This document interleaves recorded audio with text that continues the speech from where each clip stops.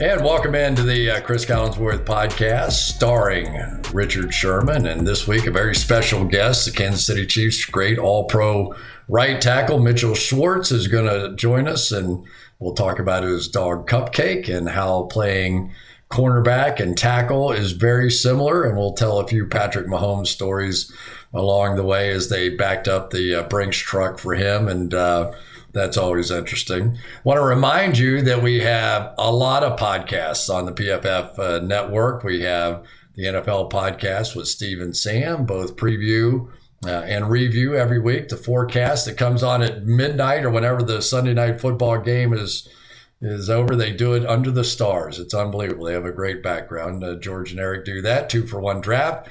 Austin and Mike there with all the college and all the draft stuff there. Our fantasy with Ian Hartitz, which is probably our most popular one. It's unbelievable. Everybody watches that thing. And the two daily podcasts that happen now is something new. So we're excited about all those things.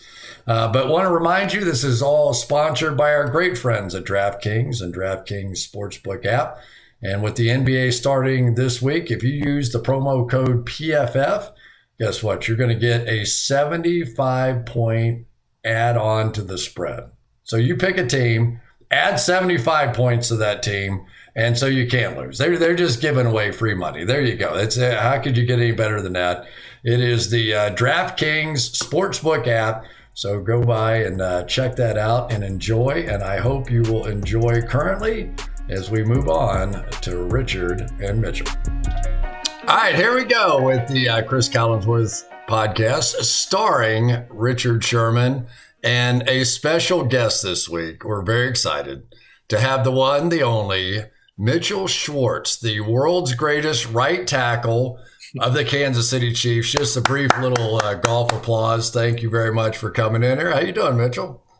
I'm doing awesome. Great to be here with you guys. I'm excited. Yeah, well, it's nothing to get that excited about, but we do have fun. I got Richard on the other end. Unfortunately, I've gone through all of Richard's high school football stories. These are the greatest stories you literally have ever heard. These are some of the all-time great stories. But we haven't gone through Mitchell, so we got plenty of time. Believe me, I was thinking the exact same thing. So, Mitchell, before we get started, this is sort of like the way to indoctrinate somebody new to the podcast. We need to hear your favorite high school football story back when you probably played quarterback, when you were dating the cheerleader. We need something out of you from your high school football days. Well, the story is I didn't want to play high school football. I grew up mostly playing baseball. I was a big kid, so I threw hard. So, it's a pretty good pitcher. My parents kind of coerced me into going out. I actually skipped the first couple of weeks of like ninth grade, quote unquote training camp. And they got me out there as a quarterback because I was big. I threw the ball far. I threw it fast. So like, yeah, you can go out. You can be a quarterback. Just go out there. It'll be good for you. So I get out there about a week or two in, the head coach is like, yeah, we need someone a little more mobile. We're probably going to move you to O-line. So unbeknownst to me, the fix was in all along. My parents had conspired with the coach to just get me out there, let me play QB for a week or two. So our team ended up being pretty good. We were 9-0, had a bunch of talent, all that. So we blew a couple teams out. So I actually got a couple snaps at quarterback. So my first pass, I dropped back through like a 25-yard duck, but the dude plucked it out of the air. So I was 1-for-1 throwing. And then we ran a QB draw to get me on the open field and just zero vision, zero awareness, but ran straight at the safety. And I think I trucked him, but he also tackled me. So I fell face first about a yard later, which is how it goes for big, slow guys. So, yeah, I was kind of coerced into doing it. Thought I could be a quarterback, switched to O-line, and the rest is history. That has to be the all-time craziest transition from QB to O-line. It's never been done before. Could not. Well, we've seen a little bit of it from the Philadelphia Eagles. Didn't he play a little bit of Lane, right? Yeah, Lane did. He played quarterback too? Yes, I'm telling you. I'm telling you. He ran 4.8. I ran 5.4. So I think he was a 1.5 threat. I'm a one threat. So you were a legit pitcher? How hard could you throw? I mean, as a kid, I kind of plateaued in high school. I mean, I threw low 80s to a point, but essentially I was always, that much bigger and stronger than everyone else. So proportionally I threw harder, and then everyone caught up with me, and I didn't really have that like limber, lithe pitcher body to get the whip and acceleration needed. We've seen people in high school. Like, high school is the most unfair sport of all time, because there's always somebody like you or Richard who's just sort of superior to everybody on the field. And then there's this 127-pound cornerback who has you come running down the field. Now, did the guy actually like try to tackle you, or did he sort of find a way to conveniently get out of the way or get blocked, or did he actually give it a shot?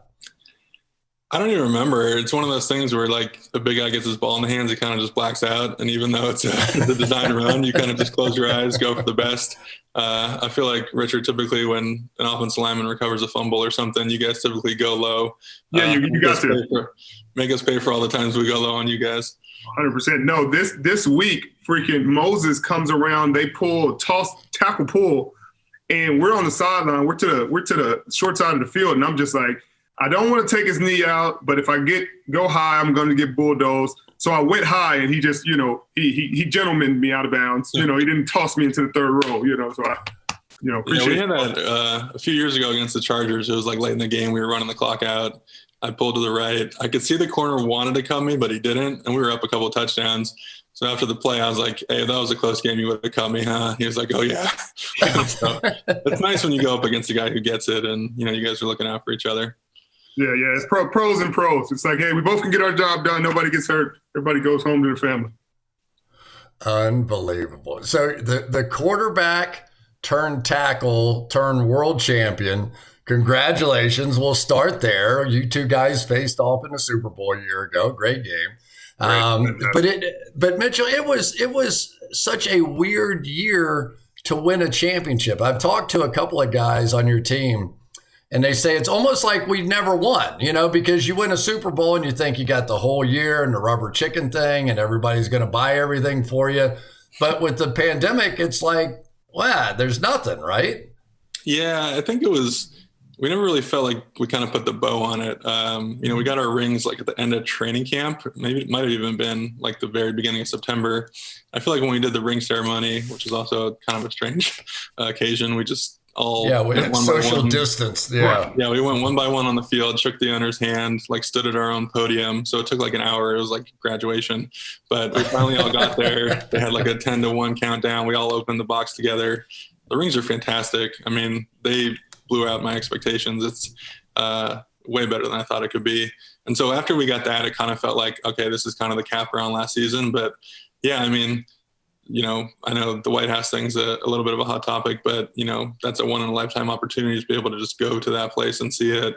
Like you said, not having the, official ring ceremony and the cool party and the event and everyone, friends and family and all that. So it's a little bit of a strange off season, but I wouldn't trade it for the other side of the coin, I'm sure. Richard. Right. I can give you full info on that if you want it. So Richard, what do they still give out the what I guess would be the NFC Championship ring? Did you get one of the NFC Championship rings? Yeah, we got the runner-up rings. I've got two of those. Believe me, randomly saw a photo of it. It looks really nice. Yeah, it's decent. It would have been better with the big trophy on it, but I got 2 second place trophies too, Chris. Oh my God, it is the worst. I wore it one time to a party.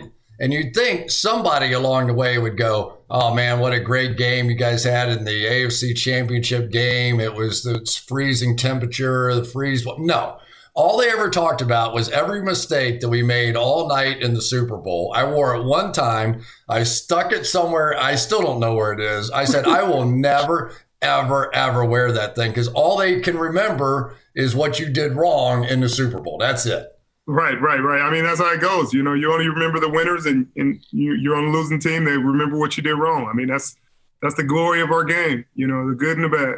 So but you got one of the big ones, and Mitchell's got one, and I'm stuck talking about you guys all the time. All right, that's all that matters. How's Mitch? How's Cupcake doing now? Richard, do you know who I'm talking about with Cupcake? Do you have any idea? No, I got nothing. Mitchell has the most famous social media dog in the history of social media dogs. I am not kidding you. Mitchell, for all his glory, for his size, for his physicality, for all the great things, all pro every year at right tackle, he has a dog that is perfectly named. I just want you to try and picture in your mind what his dog named Cupcake might be. That is the perfect vision of what Cupcake is. And he has his own social media site, right? Yeah, he's over like 150,000, which is nuts. So he's crazy, he's a 7-pound Pomeranian. We actually have a second dog named Pumpkin, which is also a hilarious name. And he's another little Pom who's smaller than Cupcake. And it used to be obviously still the most famous Schwartz, blowing me away in Instagram followers. But Mahomes' two dogs, they have their own Instagram, and he's been tagging them a few times, so they finally surpassed my dogs, which I don't think was fair. He gets all the publicity. Just let me have the dogs, man. Let me have something. You get everything. Quarterbacks. They so Richard, you'll love this. So you know me. It's like, okay, you play one position, but you try and learn them all to do my job, right? I'm trying to learn. I'm trying to, receiver, DB. Okay, I got a little bit of that. I play against some linebackers in coverage. You got to crack every once in a while. Okay, I got a little bit of that. Offensive line play, that was the best time in the world to sleep during every meeting I was ever in, right? Nobody had to pay attention to that. So now I'm trying to learn offensive line play, and I actually really like it. I do. I find it really intriguing. There's a lot of things you got to do. And so we're doing this one game. What was it? Pittsburgh? Is that the game I was talking about? I can't remember which one it was. Anyway, I was talking about these duo blocks and all these other different words that I just learned from our former offensive line coach, Jim McNally. So he's going through the whole thing. He's teaching me all the new blocks where you do like that and you tap your feet. And so I'm getting a full lesson.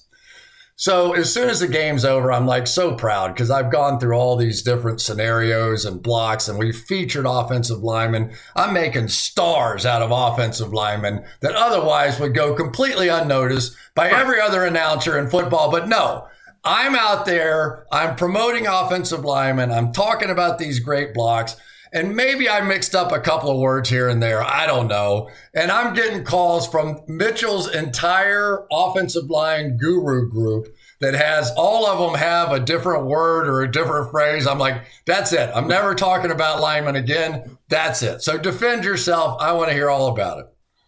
Yeah, I was actually reaching out because I saw you're getting a little bit crushed on Twitter, and obviously I follow a lot of the O-line guys, and O-line Twitter and PFF don't really have the best marriage there. No. There's not a lot of bonding with that. No. So I was trying to be somewhat of a peacekeeper and just try to get you some good information. So essentially, there's a run play called duo. We call it power without a puller, but it looks a lot like inside zone, right, from your guys' perspective. And so Chris was saying the play duo and also duo blocks. And typically you just say they're double team blocks. And so throughout the night, everything was duo. The play was duo and the blocks were called duo. And so I learned a new word. I was like, I thought it was so good. What difference does it make between a duo play and a duo block? It should be the same thing. People, as you saw, were getting a little feisty about it. They're killing me. I was like, on the same page. Stop. No, enough. I'll never do it again. I swear. I'll never do it again. I learned everything I know about O-line play from his brother, Jeff, following his Twitter and his analysis. And we were just talking about that. He goes, he plays, and then like the first 30 seconds of the video is like, play 1 second, rewind. Play 2 seconds, rewind. Play 3 seconds. It's like, play it through and then explain it and then let me go through it. But I still think tackle in the league is so close to playing corner in the league. Like, I feel like those two are almost like it's dealing with guys at the line of scrimmage, great hands, great vision, great footwork, like great patience. Like, it's so close. When I was young, when I was like my second and third year, Pete used to have me talk to the tackles about press technique. And about where my eyes were and about with my hand placement and everything. And I was like, I don't know how to play on tackle. And he was like, it's the same. Just don't worry about it. Just tell them what you're seeing and what you're thinking. And I was like, I'll tell them, but I don't get it. But now I get it. Yeah, I mean, like you said, there's the hand fighting aspect. There's the leverage. I mean, you guys, you're obviously a bigger dude. You're pretty strong, but you also got to know how to play with leverage. I mean, if you're a taller guy who's kind of leaning on people, you don't get that leverage as if you're doing things at the right angle. Having to learn that. Like you said, I mean, you can essentially, if I have one bad play game and give up a sack, I give up 16 sacks on the season, I'm cut. The guy going against me has 16 sacks, he's a Pro Bowler. You know, if you give up 1 touchdown a game, you've given up 16 for a season, you're out of there. And the receiver catches 16 and he's like setting records. So it's really similar that one play can just make or break your entire game, your entire season.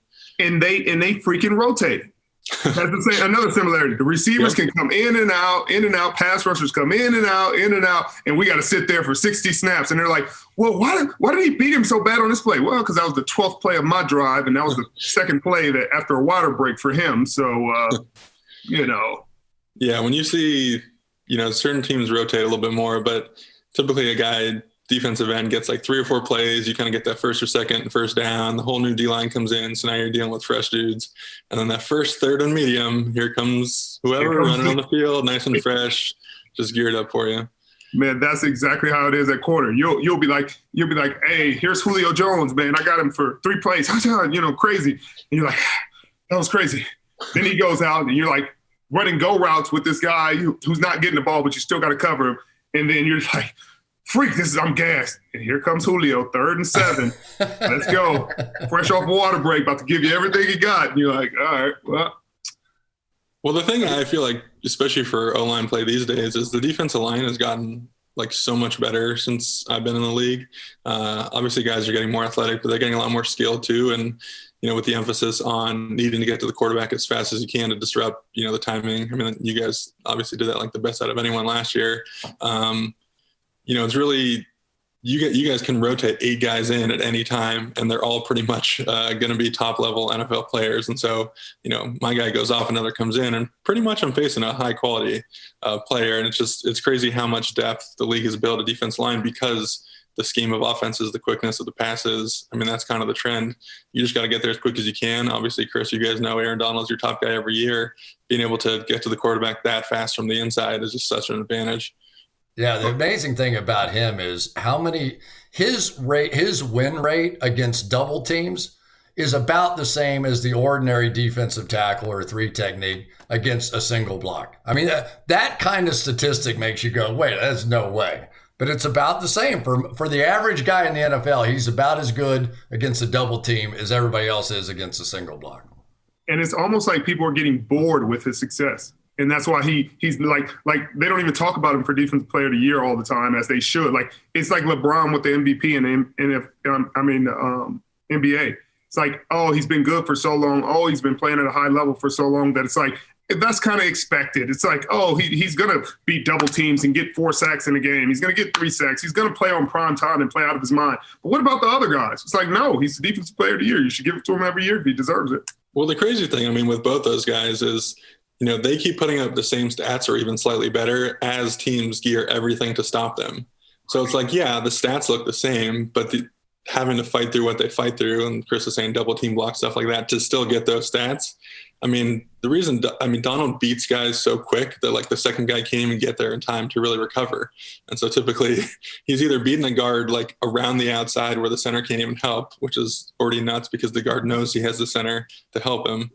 Or he like slips the guard so quick that like the center can't react, and then he slips that guy. It's crazy to watch. And then you combine that with just like watching him literally throw offensive linemen into quarterbacks. One of those rare times I'm actually happy to not play guard. They freaking ran a stunt against Dallas, and it was like it went viral when he freaking just bowling balled his way through the whole line. Like, who does that in the league? Yeah, goodness. Yeah, you said double team block. I just want to correct you. That's a duo block. But don't worry about it. I just want to help you out there with some of that stuff. You know what's really interesting? That both of you guys have in common though is all the hand fighting. Like, and I sort of remember seeing this for the first time with the 49ers a long time ago. They would bring this martial arts guy out on the field for both, you know, for the cornerbacks to work with and against, and for the offensive linemen then to work with and against.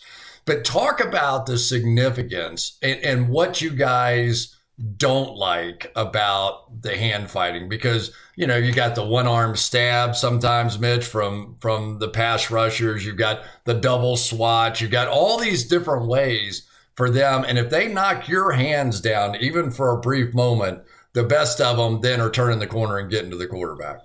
Yeah, and that gets back to kind of our leverage. I mean, my first offensive line coach in Cleveland was George Warhop, and he talked a lot about if I'm doing everything right, if my technique is right, my body position, I should win that block well over 95% of the time. Typically when I'm watching film, when offensive linemen are watching the film, you're watching and you say, oh, I took a bad set, or, oh, I was freaked out about Aaron Donald, so I flew out too soon and now I'm not in a good position. If we're doing what we need to do, which is obviously very hard against the guys we go against, typically things take care of themselves. But yeah, I mean, to your point, a big emphasis for O-line is punching on the rise. And so if I'm punching down, it's a lot easier to kind of get your hand swiped and fall down. And so a big thing with us is making sure that as you're punching up, kind of sinks your hips down and make sure that you're in the right body position. And so you're better able to counter stuff like that. I mean, we see, they got probably the best guy going right now in Trent. His ability to kind of do all these cool things with his hands. He can flash guys. He can, kind of bait them into stuff he wants. At the end of the day, if a guy tries to bowl him, he's a huge dude. He can just sit down on it. And so there's all these little tricks you kind of figure out. I mean, like I said, I'm not the most athletic guy for the offensive tackle position, so I really had to work on leverage, figuring out how to defeat certain blocks. But a guy who can string things together, that's what we saw with Bosa last year, and why he kind of blew up the way he did is he has an awesome first move, but the second and third and fourth move, he's able to kind of string these hand moves together. And so, yeah, he might swipe my hand, I replace, I get it back on, and now he swipes it again.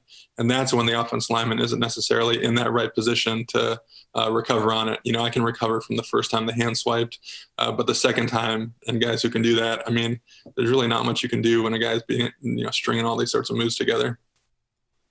And Richard, for you, how much of it is changing up like a pitcher? In other words, how many different ways to try and jam a receiver do you use? I assume sometimes you turn and run, sometimes you want to go after him. How important is it to give him different looks? It's really important because, like I said, it's so similar to tackle play in that you got to mix it up. But it's such a weird league and how they officiate it now that you almost have to be careful because you can get a great press, you can have great footwork, hand placement, everything, and the quarterback throws the ball. Like it's quick game and you just got engaged and the receiver's trying to shake you off and grab the ball. And it's like, hey, this is a perfect, locked out rep. And before I can end the rep, they threw the ball and now they're calling you for holding or calling you for pass interference. So it's about understanding, having a feel for the tempo. A lot of it is tempo, and a lot of it is not throwing your hands too early, because if you throw them too early and you get knocked down, it's out there on the edge, it's over with fast. Like there's so much space, there's so much speed. So it's like you could try to recover once you get knocked down, but usually you get knocked down, and if it's same side elbow and they're going by, then it's a foot race. So you usually try not to have too much pressure in your hands. You know what I mean? You can't have the same kind of pressure and impact in your hands as you used to, unless you're playing cover 2 or 2-man, where you have safety over the top and you can recover. But if you get too handsy and you're leaning too much on your hands, then like you said, you can get knocked down, and at that point it's all, chasing. Then you can't read the routes, you can't react, you can't diagnose anything. So a lot of times it's about hand placement and understanding patience and really waiting for the receiver to get into his release. That's, it's really interesting you say that, because that was something I learned in Cleveland with Joe Thomas. Is he used to say, the O-line coach can tell me to punch, but not how hard. And so for him, he wasn't punching defenders. He wasn't throwing himself a defensive lineman. He used to call it, aggressively placing his hands. But to him, that was his way of kind of calming his body down, not getting overextended, not lunging. And so it's really cool to hear you say that too, because that's exactly what Joe used to talk about. Because that's the only way you can, because it's no guarantee you hit them. It's no, they always reacting to you. So if you freaking, you're jam, and it's you think about, whoa, and these receivers are so quick and so fast that it'll happen and it'll be over with, and they'll be waving their arm up and the quarterback will see them and your day's over, and you got to press guys like Tyreek, you got to press the speed guys, because if you let them run, you don't have a chance either way. Anyway, so when you press them, you can't press them to manhandle them, you press them to control. It's hey, I just want to control you. I don't want to beat you up and stop you. I just want to get to a point where I feel hey, we're running the same speed. You cannot run as fast as you want to run at this point. And then we get into, understanding.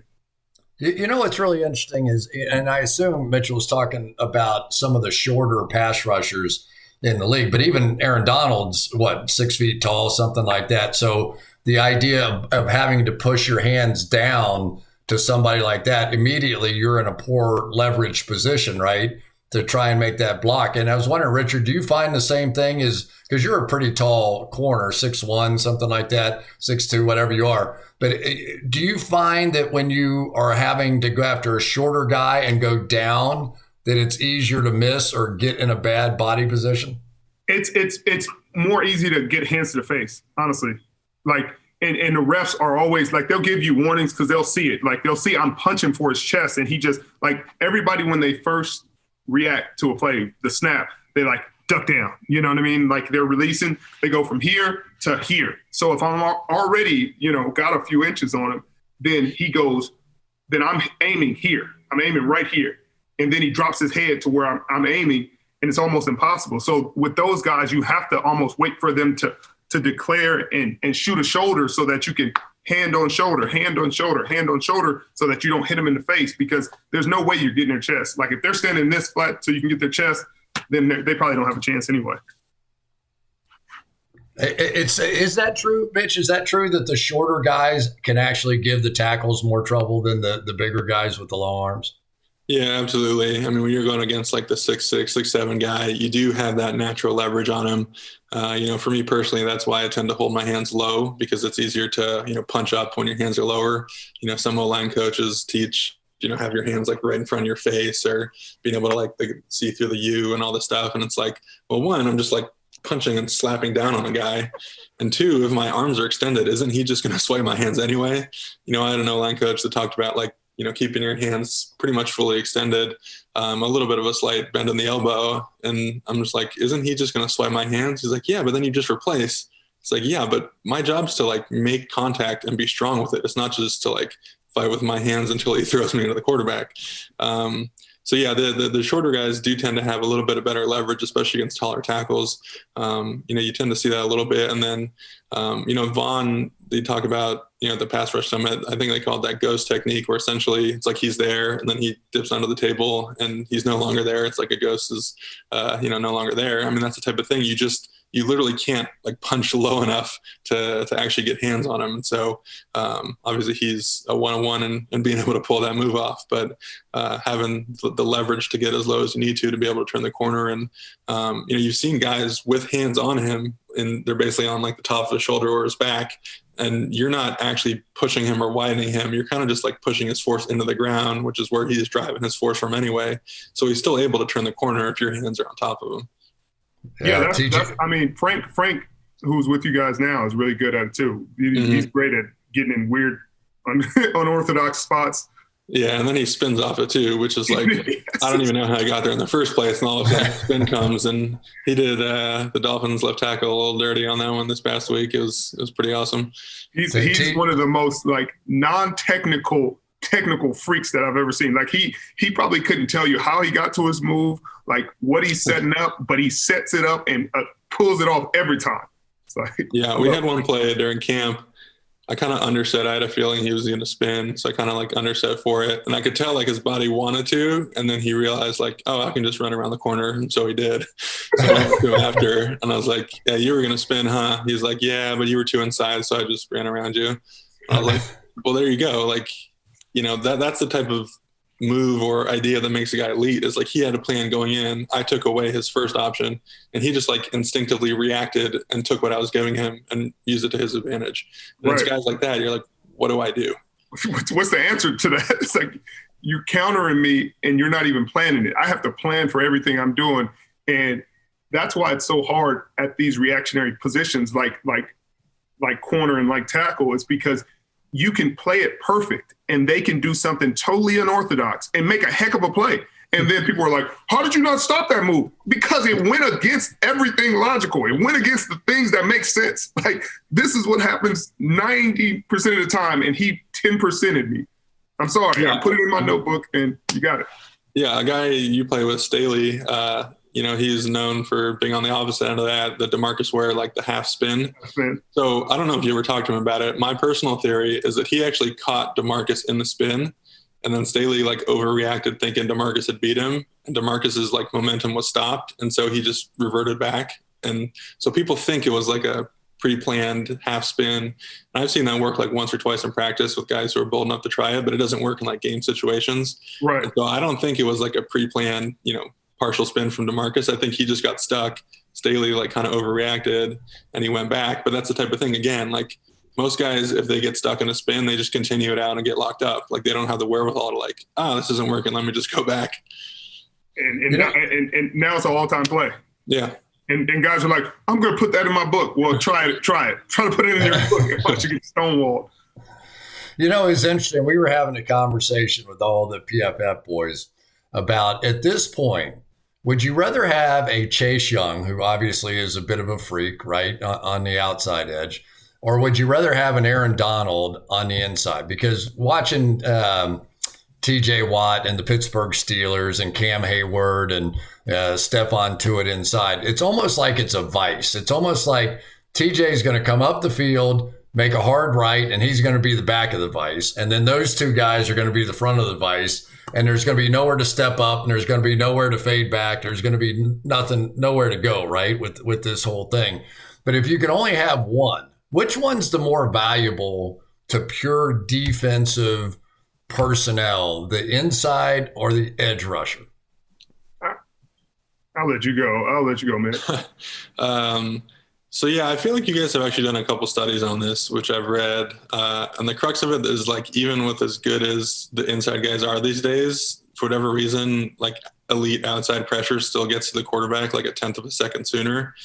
And then the other part of that is that an edge rusher is way more likely to strip the ball and or to hit the quarterback's arm as he's throwing, which can lead to turnovers. And essentially the ability to create those turnovers basically puts the edge towards having that elite defensive end, which also makes my job a little bit more difficult and makes me more valuable. So I'll go with that.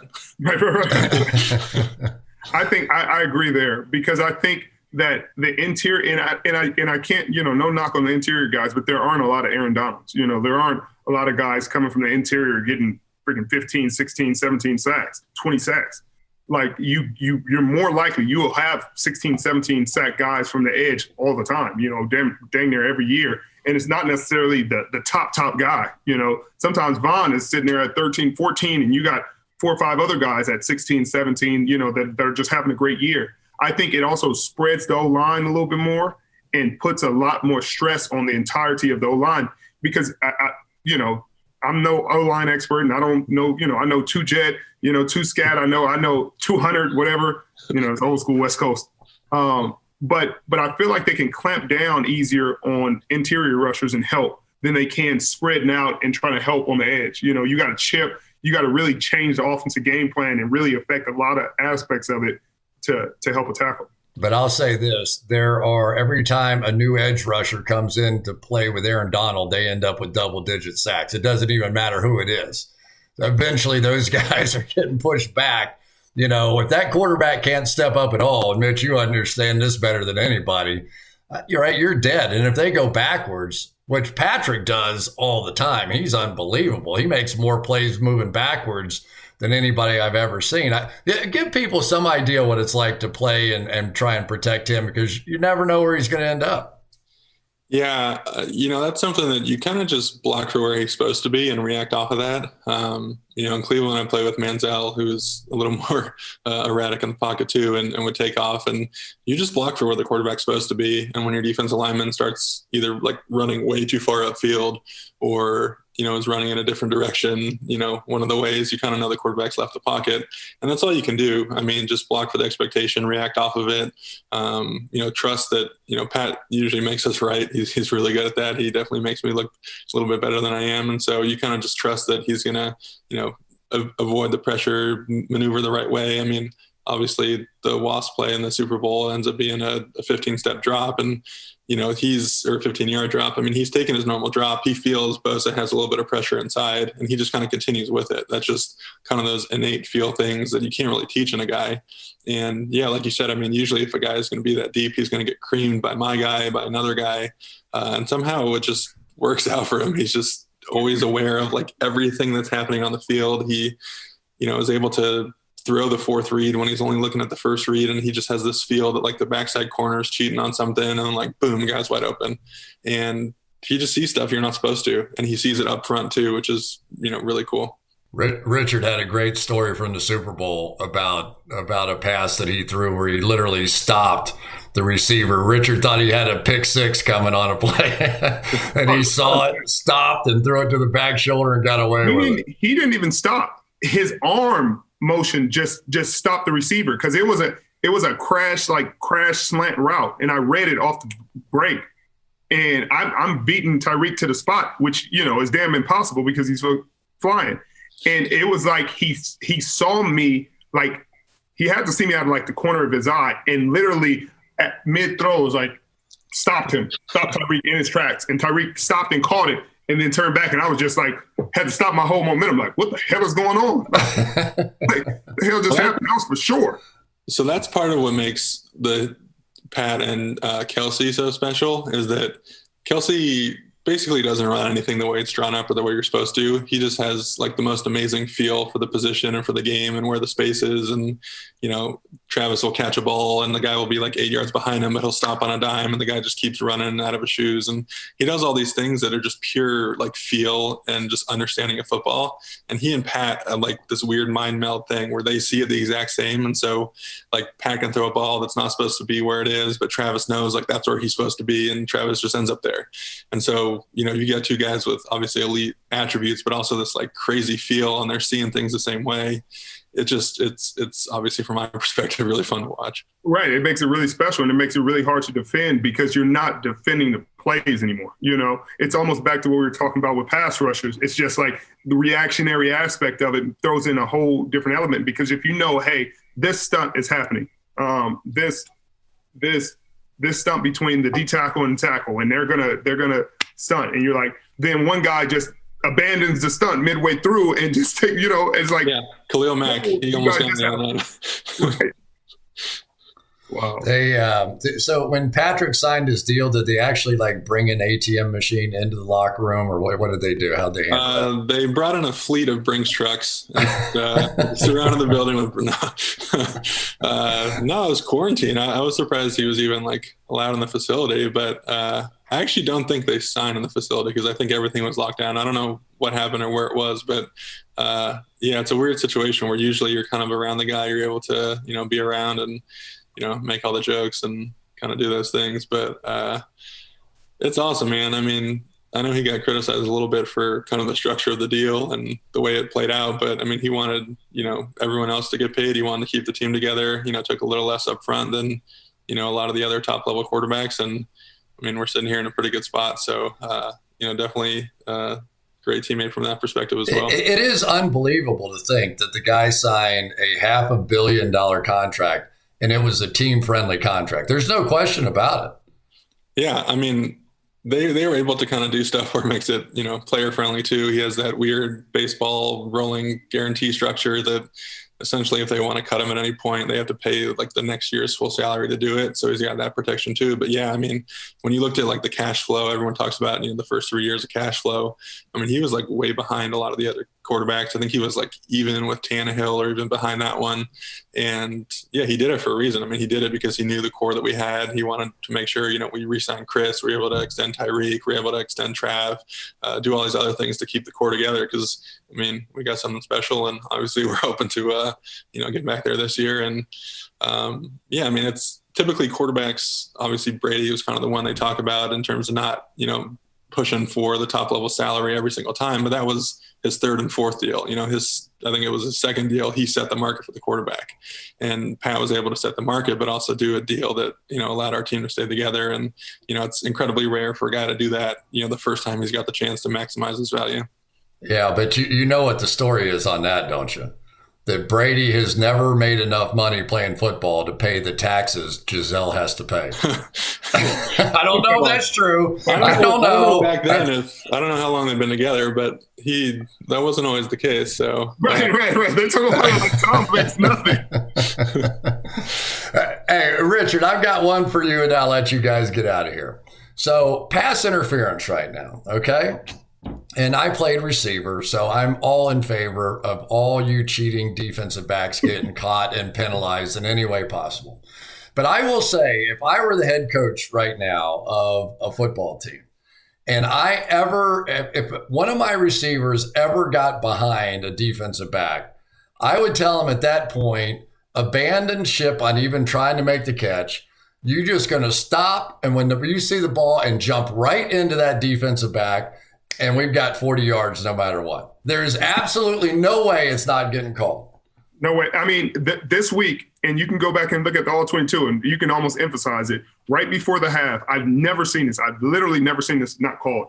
Our receiver, it was like 3rd and 15, 3rd and 16, like a waist down. Like, just throw it up, or, just get ready to punt. So they ran like a 7 pump. And the corner was sitting because he thought it was just going to be a kite route at the sticks. And the receiver was about to blow by him. And he tackled the receiver to the ground.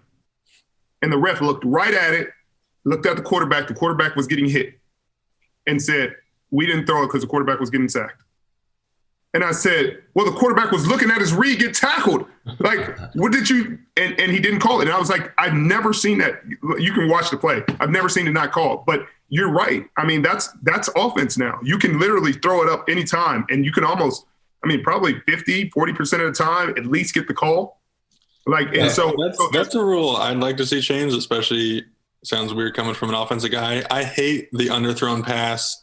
The receiver just jumps and like you have zero time to react and you get the foul. I think that's honestly an awful rule. And I think they need to have some judgment there where like you shouldn't get rewarded for underthrowing a guy to where usually he can't even catch it. And the corner can't like it's you're reading so much into the play. It's like you're running towards the guy, you're panicking. You're like, hey, I got to catch up. Then you catch up and you're looking at him. Then he puts his hands on you. And you're like, okay, do I look? Do I play in it? Like, how can I play the ball and not do too much? And then at that point, you're just like, there's no winning. There's no win. Well, you're asking for something that physically can't be done. 1, reaction time, and 2, like the momentum of running full speed to then just like stop, jump straight in the air and not run into the guy who's doing the same.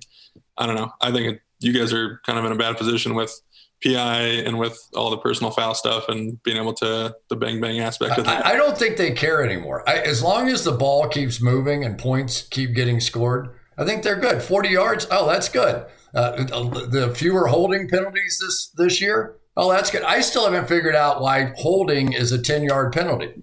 It's like every rule that they make is to protect the quarterback, right? Every single rule. So when you make a 10-yard penalty, you almost kill the drive. Make it a 5-yard penalty. What the heck? You're going to hold anyway. Everybody knows it's going to go on, right? You're going to do 5-yard. Let's keep the drive alive. Let's if they hold, then throw the flag. But it's only 5 yards. You can overcome it. But it's just like offensive pass interference. It's 10-yard penalty, and it's like defensive pass interference can be a 70-yard penalty. And if they're preventing an interception and tackle the corner to the ground and just say, hey, we saved the interception, it's a 10-yard penalty. And it's like, that would have been a turnover. That's a game-changing play. That's a play that can literally change the game. But instead, it's a 10-yard penalty that can be overcome. Like, you can throw a screen the next play and get 12, and then you're right back where you started, and that's what's frustrating. But, as a defensive player, like you said, Chris, they don't really care. They don't care. They want the ball to move. They want first downs. That's why every play in the secondary is automatic first down. ICT can be like you barely touch a guy, and it can be on 3rd and 35, and it's an automatic first down. Holding, whatever the case may be, it's automatic first down. So, Mitchell, now you know why this is a 1-hour podcast, because it takes me a full hour to get him pissed off enough to be himself. That's the way it takes me 1 hour. I'm not good enough to get it sooner. I dig it. You got to get them going, then the truth comes out. Truth set me free, bitch. You guys are the best, man. That was really fun, Mitch. Thanks for coming on. And Richard, as always a blast talking with you. So hope you'll do it again one day, because that was fantastic. All right, now joining me after that stellar performance by those two. You're under a lot of pressure here, George. That was a good show. That was a good show. So you better get all these picks right, because God knows I won't. Oh, God. Here we go. So, week 15, but it's also the beginning of the NBA season, which I know you love. You're a big Lakers guy, right? I just finished celebrating about 30 minutes ago. Yeah, you celebrate every 30 minutes. So what difference does it make? So we've got, I even saw the podcast the other night. You guys are drinking because the Steelers got beat. You're unbelievable. They have, but we have the DraftKings Sports app. And it's basketball season. It's amazing. LeBron is getting started again here. And so the DraftKings Sportsbook app, and you're going to go on there. And we were reading the promo at the beginning. You get 75 points if you just sign up for something. That's like you can't lose that, right? I mean, you get to add 75 points to your team's score. There's no way to lose that. They give you one chance, right, to win a bet easily. So you get that chance, you sign up, don't blow those winnings in one place, right? You got to be smart afterwards. And that's why we're here. We're here to help people be smarter at betting, but it's a great deal to get started. Promo code PFF, you rock in. And if you're a Lakers fan like me, I'm guaranteed to get one win betting on the Lakers because I'll bet them plus 75. And they won't lose by 75 points. I'm very confident in that. So go download the app. It's a great app. The best thing about it, all the promos are awesome. The odds boosts are great. But the best thing about it is that it's as easy to deposit as it is to withdraw your money, which is just like the opposite of every other gambling organization out there. So I highly recommend it. It's awesome. They will not give out tequila if you're right about your bet, though. That is something that, as you mentioned, that's only the PFF forecast. So go download the DraftKings Sportsbook app, use promo code PFF, get that 75-point spread added to whichever team you choose on NBA opening night. As a reminder, you must be 21 or older, New Jersey, Indiana, or Pennsylvania only, although Michigan coming soon. Restrictions apply. See DraftKings.com/sportsbook for details. If you have a gambling problem, call 1-800-GAMBLER, or in Indiana, 1-800-9-WITH-IT. Or if you're like George and Eric after the games and you have a good week, then you have a gambling and a drinking problem. There's no problem. It's unbelievable. You guys are unbelievable. All right, here we go. We're going to speed dial this. We were going to cut this down because the podcast went a little long. We were going to cut it down, but we're going to speed dial instead. Okay. This is more of a gut reaction. Your top comment. I'll give you a little bit of my impressions and we'll see. So the Buffalo Bills at the Broncos, and we have the Bills after that stirring win over the Pittsburgh Steelers the other night. Josh Allen was unbelievable in that game. They blitzed him from every angle imaginable. Comes away with the win. The Bills now 10-3, first place in the AFC East, and the Broncos just 5-8. But the Broncos also know how to play defense, and you got to expect a little letdown. So 6.5 points. I kind of like the Broncos here. I mean, am I crazy? Drew Lock had a big game. What do you think?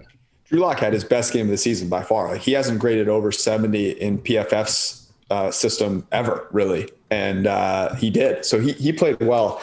Look, I was all in on the Bills last week against the Steelers. That's why I was drinking tequila on the podcast.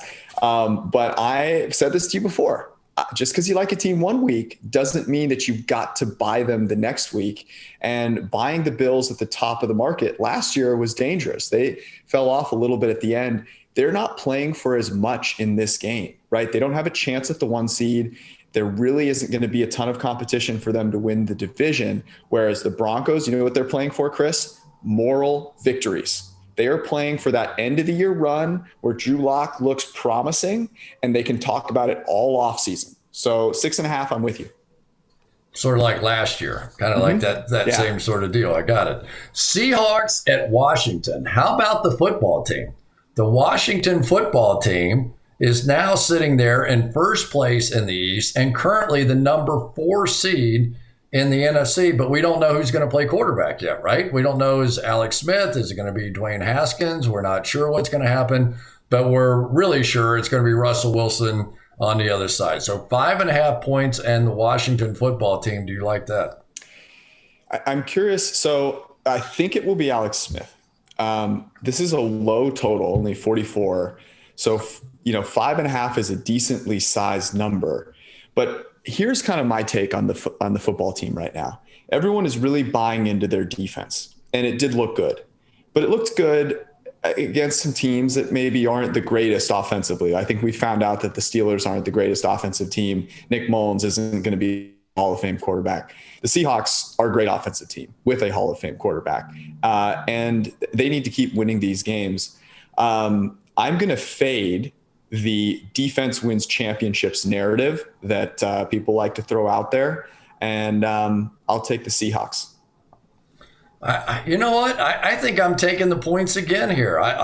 If there's anybody that can catch Russell Wilson, maybe it's Chase Young. I have no idea. This is a pass rushing group that is fairly legitimate. They're great. They're for whatever reason, I just kind of feel like I don't know. I'm taking the football team. All right, the Eagles at the Cardinals. Cardinals, they played well enough against the Giants, who were not good this past week. I just got finished watching that tape.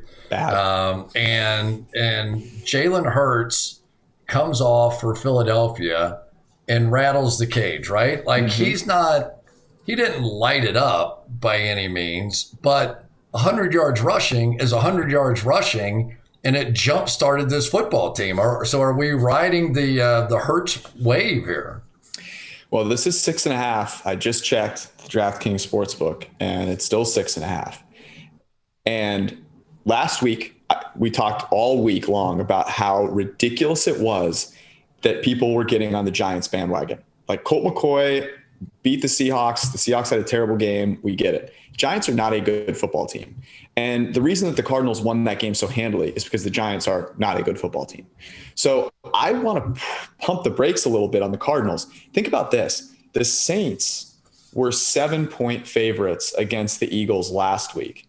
And the Saints, I think, are a better team than the Cardinals. And the Cardinals are now it's 6.5, pretty close to 7. I think there's more than half a point separating those two teams. Jalen Hurts didn't throw the ball a ton, so his grade wasn't great. He made one throw that probably should have been a pick 6, but he was the anti-Wentz. Wentz leads the league in sacks. He has like 48. Next closest guy is like 39. Hurts did not take a sack. Sacks really matter. Did not take a sack. He was elusive. He scrambled for positive yardage. It's basically what Kyler Murray did for the Cardinals when he was healthy. That upside, that floor that a rushing quarterback gives you is huge. I like the Eagles here. I like Jalen Hurts getting 6.5 points. I just don't think the Cardinals have it all the way together right now. You know what worries me, though? Think of all the long runs that Daniel Jones had against the New York Giants this year. You know what I mean? Yeah. Or against the Eagles, I mean. And I just want, and watching Kyler Murray on that tape, I mean, the Giants did everything. They had a spy, they had a mush rush, they did everything on 3rd down and 5 to try and keep Kyler Murray from picking up the first down. They simply could not get their hands on him. They could not get their hands on him. And the Eagles, God, they give up a lot. They attack downhill. I'm going to be crazy here. I'm going to take the Cardinals. I know that's wrong, and I'm actually going to take the Cardinals. There you go. So Kyler looked, and this is, I should have asked you this. Did Kyler look healthy to you? He did. Okay. Yeah, he looked healthy. Their passing game is a work in progress still. I mean, it really is. I mean, you can see that, the run option is still a big part of it. But I worry about the Eagles defensively. I know how they attack downhill with those linebackers. Yeah.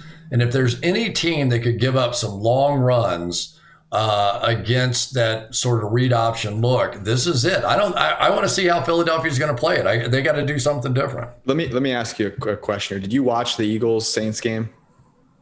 I watched parts of it. Yeah. Okay. I've watched a fair number, more Eagles games than I'd care to admit. I haven't seen Eagles players play that hard. I haven't seen Eagles coaches coach that hard in a long time. Is that Jalen Hurts energy? Like, I don't know what else it could be. Well, I mean, you think about it from the rest of the team standpoint. If you can't win with Carson Wentz and you can't win with Jalen Hurts, then it's your fault. But if you win with Jalen Hurts, then it's Carson Wentz's fault, right? So, I mean, that's your last hope. Plus, they're still in it. I mean, they are still in the race, which is unbelievable, but they are still in the race. So, I don't know. Let's go on now. Texans at the Colts. The Colts look great, right? And Paul Gunther gets fired after they play the Las Vegas Raiders out there.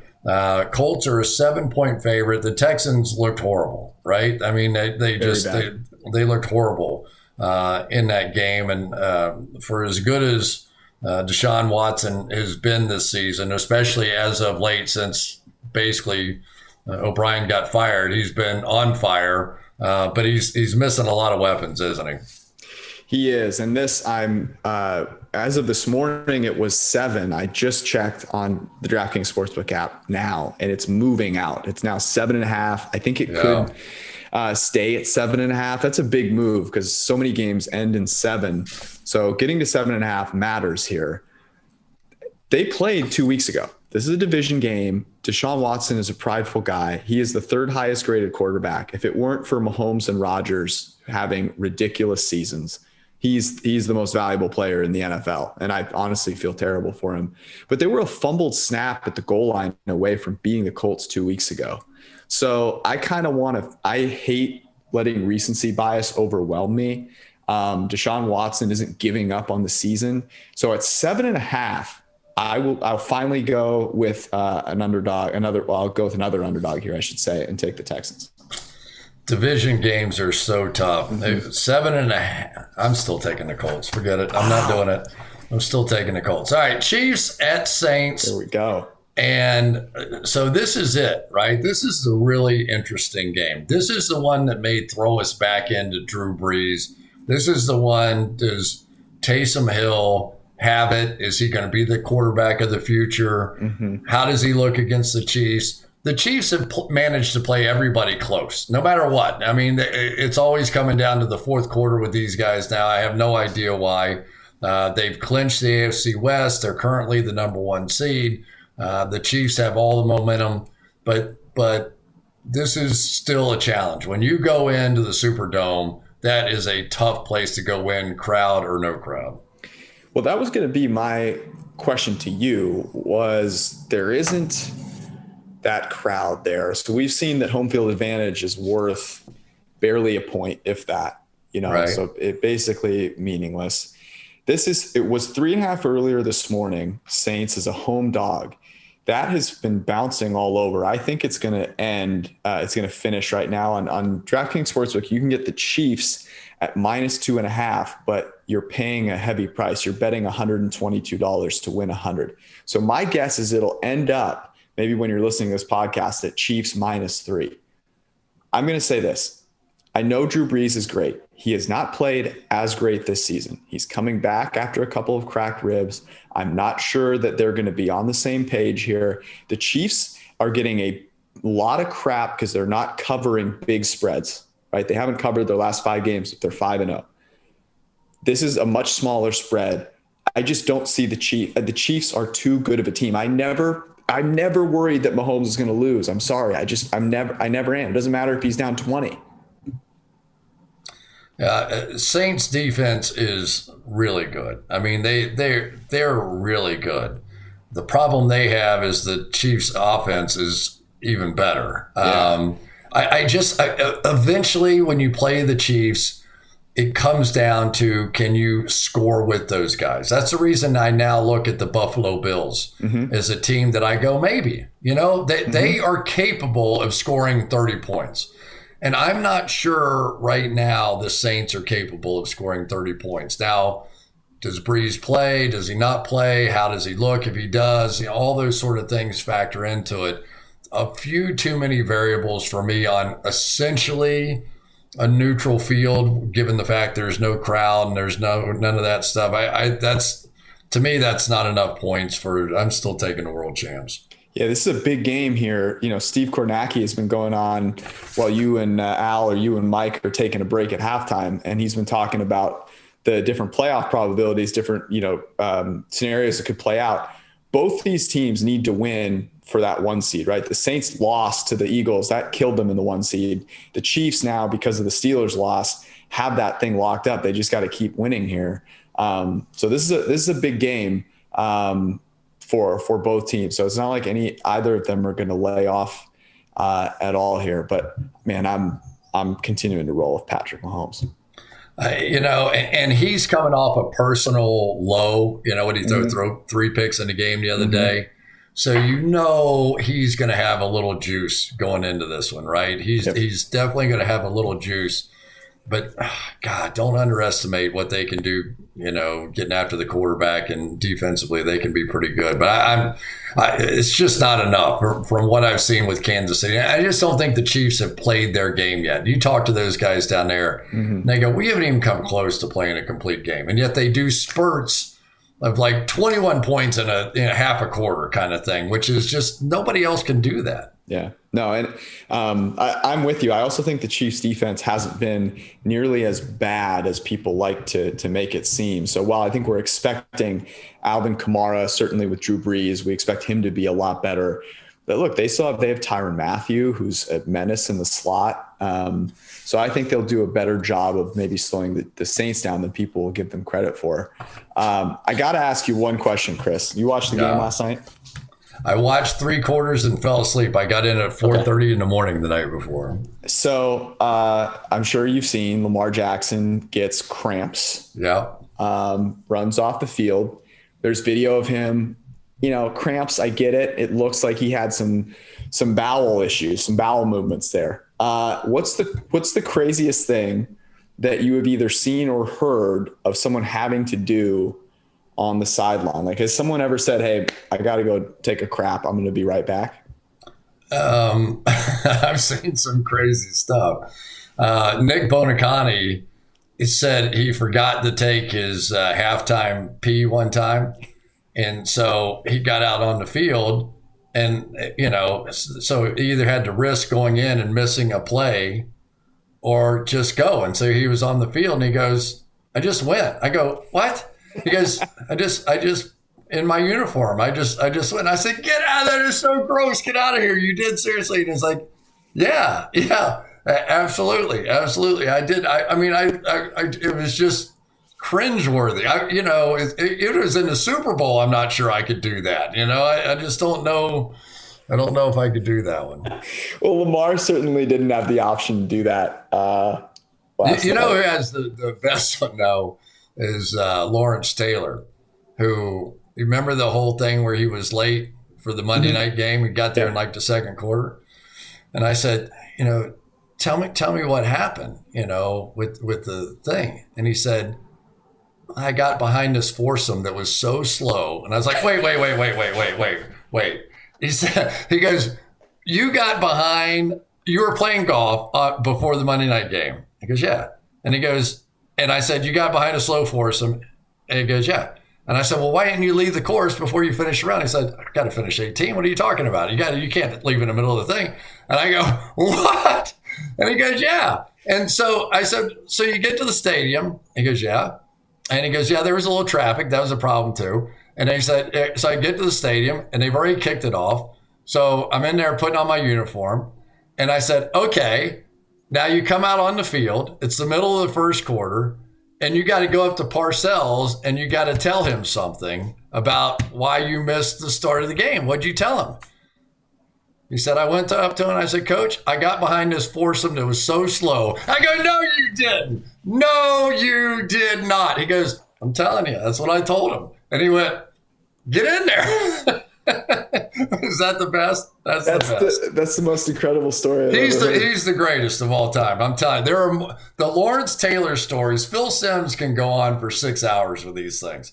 The greatest in the world. The only other athlete who if I heard that story, I could kind of think it could be that guy is Michael Jordan. Well, yeah. What are you going to do?